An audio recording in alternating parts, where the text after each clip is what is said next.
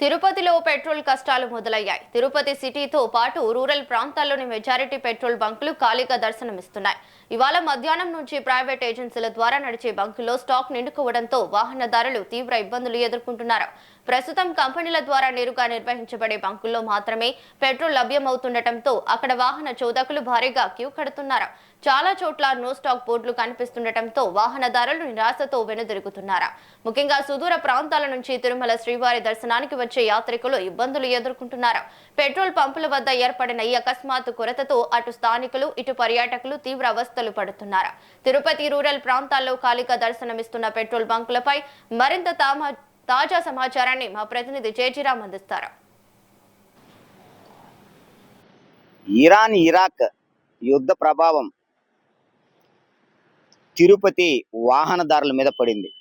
ప్రస్తుతం తిరుపతి రూరల్ ప్రాంతాల్లో కొన్ని ఏరియా తిరుపతి టౌన్లో కూడా మనం చూసుకున్నట్టయితే పెట్రోల్ నిండుకుంది అనేటువంటి దాన్ని అక్కడున్నటువంటి సిబ్బంది వస్తున్నటువంటి వాహనదారులకు సూచిస్తున్నారు. గతంలో మనం చూసుకున్నట్టయితే తెలంగాణలో కూడా పూర్తిగా ఈ యొక్క ఇంధనం కొరత ఏర్పడిందని చెప్పారు. అదేవిధంగా ఆ యొక్క పరిస్థితి ప్రస్తుతం ఆ తిరుపతి చిత్తూరు జిల్లా వ్యాప్తంగా కూడా నెలకొనేటువంటి సిచ్యువేషన్ అయితే మనకు కనపడుతూ ఉంది.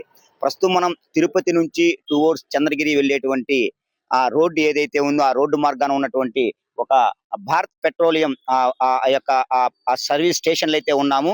ఈ భారత్ పెట్రోలియం వద్ద మనం చూసుకున్నట్టయితే ఆ పూర్తి స్థాయిలో మొత్తం బంక్ అంతా కూడా ఖాళీగా దర్శనమిచ్చేటువంటి పరిస్థితి కనపడుతుంది. ఇక్కడికి వస్తున్నటువంటి వాహనదారులకు పూర్తిగా కూడా పెట్రోల్ లేనటువంటి సిచ్యువేషన్. అయితే కంపెనీ ద్వారా నేరుగా రన్ చేసేటువంటి బంకులు ఏవైతే ఉన్నాయో వాటన్నిటికీ కూడా పూర్తి స్థాయిలో ఈ యొక్క పెట్రోల్ అదే విధంగా డీజిల్ ఇచ్చేటువంటి సిచ్యువేషన్ అయితే కనపడుతూ ఉంది. ప్రస్తుతం ఎవరైతే ఏజెన్సీల ద్వారా తమ యొక్క బంకును నడుపుతూ ఉంటారో వాళ్ళకి పూర్తిగా కూడా ఈ యొక్క పెట్రోల్ ని అందుబాటు లేకుండా కూడా పూర్తిగా పక్కన పెట్టేటువంటి అంశం నడుస్తూ ఉన్నటువంటి సందర్భం అయితే కుదురుతుంది. అంటే ఇక్కడికి వస్తూ ఉన్నటువంటి వాహనదారులకు పెట్రోల్ పూర్తిగా లేదని ఇక్కడ నుంచి వెళ్ళిపోవాల్సిందిగా ఇక్కడ ఉన్నటువంటి సిబ్బంది వారికి సైగలు చేసేటువంటి పరిస్థితి కనపడుతుంది. అయితే మొత్తం మీద జరుగుతున్నటువంటి ఈ యొక్క వ్యవహారం ఏదైతే ఉందో పూర్తి స్థాయిలో వచ్చినటువంటి బంకులేకి వచ్చినటువంటి ప్రతి ఒక్క వాహనదారుడు పెట్రోల్ లేకుండానే పెట్రోల్ లేదంటూ కూడా వెనుతిరిగేటువంటి పరిస్థితి కనపడుతుంది. అంటే ఇప్పటి వరకు కొనసాగేటువంటి ఈ పరిస్థితి అంటే ఏ విధంగా ఉంది అంటే ఈ యొక్క యుద్ధం వల్లనే ఇది యొక్క కంటిన్యూ అవుతుందా ఏంటి సార్? ఈ యొక్క పెట్రోల్ మీరు రావడం మళ్ళీ తిరిగి వెళ్ళిపోవడం అంటే ఎలా అనిపిస్తుంది సార్? మీకు ఏమనుకుంటున్నారు? ఇది చాలా బాధాకరమైనటువంటి విషయము. ఎందుకంటే కర్నూలు నుంచి మా అల్లుడు ఫోన్ చేశాడు, విధంగా కర్నూలులో కూడా పెట్రోల్ దొరకడం లేదు మామా, నువ్వు ట్యాంక్ ఫుల్ చేసుకో 2 బండ్ల కంటే. ఇమీడియట్లీ వచ్చాను నేను అక్కడికి. ఇక్కడ దగ్గరలో ఉన్నటువంటి 2 పెట్రోల్ బంకుల్లో కూడా పెట్రోల్ దొరకలేదు. దీనివల్ల నేను బాధగా ఇంటికి వెళ్ళిపోతా ఉన్నాను. ఉండే బండి కూడా ఆగిపోయే పరిస్థితి ఏర్పడింది. సార్ ఇప్పుడు గ్యాస్ కి సంబంధించి కూడా ఇలాంటి పరిస్థితి ఎదురయ్యింది. అదే విధంగా ఇవాళ మధ్యాహ్నం 3:30 నుంచి మటుకే ఈ యొక్క అవస్థలు పడేటువంటి పరిస్థితి కనపడుతుంది. సిటీలో పూర్తి స్థాయిలో పెట్రోల్ దొరికేటువంటి అవకాశం కనపడుతుంది సార్. దీన్ని ఎలా చూద్దామంటారు? గ్యాస్ ఏ విధంగా లేదనేటువంటి ఇప్పుడు గ్యాస్ విషయంలో కూడా హోటల్స్ లో రేట్లు పెరిగినాయి. తర్వాత చాలా హోటల్స్ వరకు కూడా మూతపడడం జరిగింది సిటీలో. ఈరోజు పెట్రోల్ బంకుల్లో కూడా పెట్రోల్ దొరకని పరిస్థితి ఏర్పడుతుంది. దీనన్నిటికి కూడా కారణం ఏంటంటే యుద్ధం యొక్క ప్రభావం అనేది మన ప్రాంతంలో కూడా కనిపిస్తా ఉందని నేను తెలియజేసుకుంటున్నాను. మరొక వాహనదారుడు ఉన్నారు సార్. అంటే ఏ విధంగా చూస్తాం సార్ ఈ పెట్రోల్ ఎందుకు ఇప్పుడు కొరతగా చూపిస్తా ఉన్నారంట? ఇన్ని రోజులు స్టాక్ ఉంది, మనకు ఇబ్బందులు లేవు అంటూ చెప్తూనే ఉన్నారు. కానీ ప్రజెంట్ మనకు ఇంతవరకు తెలియదు, యుద్ధం పరిస్థితి మనకైతే ఇంతవరకు తెలియదు. ప్రజెంట్ మన వరకు వచ్చేటప్పటికి ఇప్పుడు తెలుస్తూ ఉంది. కానీ రాబోయే రోజుల్లో ఇంకా ఏవి వస్తాయో మనము చాలా ఇబ్బందులకు గురి కావాల్సి వస్తుందని దీన్ని బట్టి అర్థమవుతా ఉంది. కాబట్టి ఈ యుద్ధాలు మనం శాంతి ఒప్పందాల కోసం చేసుకొని యుద్ధాలు ఆపుకుంటే చాలా మంచిదని నా అభిప్రాయం అండి.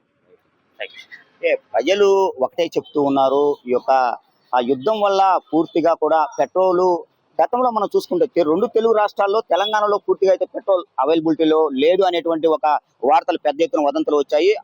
ఇప్పుడు ప్రస్తుతం అయితే తెలంగాణలో అటువంటి వార్తలు ఏవి వినిపించేటటువంటి పరిస్థితి కనపడదు. అయితే ఈ యొక్క తిరుపతి రూరల్ కి సంబంధించి పెట్రోల్ బంకులు ఏవైతే ఉన్నాయో దాదాపు ఒక 10 నుంచి 15 వరకు పెట్రోల్ బంకులు ఉండేటువంటి పరిస్థితి కనపడుతుంది. ఈ పెట్రోల్ బంకుల్లోనే కేవలం కూడా ఇక్కడ పెట్రోల్ లేదు అనేటువంటిది ఇక్కడ ఉన్నటువంటి సిబ్బంది వస్తున్నటువంటి వాహనదారులకు పూర్తిగా చెప్పేటువంటి పరిస్థితి కనపడుతుంది. అంతేకాకుండా వస్తున్నటువంటి ఈ యొక్క వాహనదారులు ఎవరైతే ఉన్నారో ఏ మాత్రం వాళ్ళకి మర్యాద లేకుండా అగౌరవంగా మాట్లాడుతూ కూడా వారి యొక్క చర్యను ఇక్కడ నుంచి నిర్లక్ష్యంగా మీరు అసలు వెళ్ళిపోండి, పెట్రోల్ లేదు అనేటువంటి భావనను అయితే వీళ్ళు కల్పించేటువంటి పరిస్థితి కనపడుతుంది. అంటే ఇటువంటి విధానం ఏదైతే ఉందో దీనికి పూర్తిగా కూడా చెక్ పెట్టాల్సినటువంటి అవసరం ఎంతైనా ఉంది.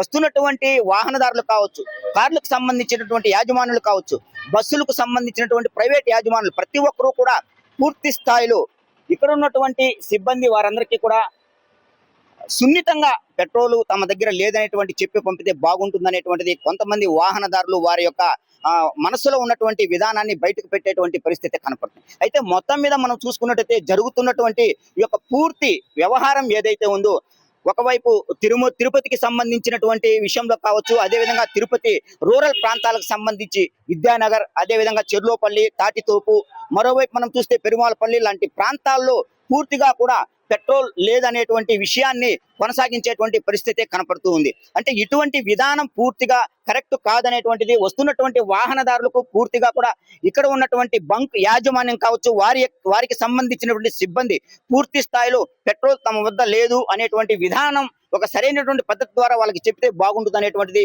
ఈ యొక్క వాహనదారులు పూర్తిగా కోరుకున్నటువంటి పరిస్థితి కనపడుతుంది. అంటే ఇప్పటి వరకు జరుగుతున్నటువంటి వ్యవహారాన్ని మనం గమనిస్తే ఈ యొక్క కేవలం రూరల్ ప్రాంతాల్లోనే అంటే డైరెక్ట్ గా ఉన్నటువంటి బంకులు ఏవైతే ఉన్నాయో అక్కడ అలాంటి ప్రాంతాల్లో పూర్తిగా కూడా పెట్రోల్ ఫుల్ గా ఉంది. అక్కడ ఉన్నటువంటి వాహనాలు వెళ్తున్నటువంటి వాహనదారులు పూర్తిగా కూడా పెట్రోల్ తీసుకుంటున్నారు.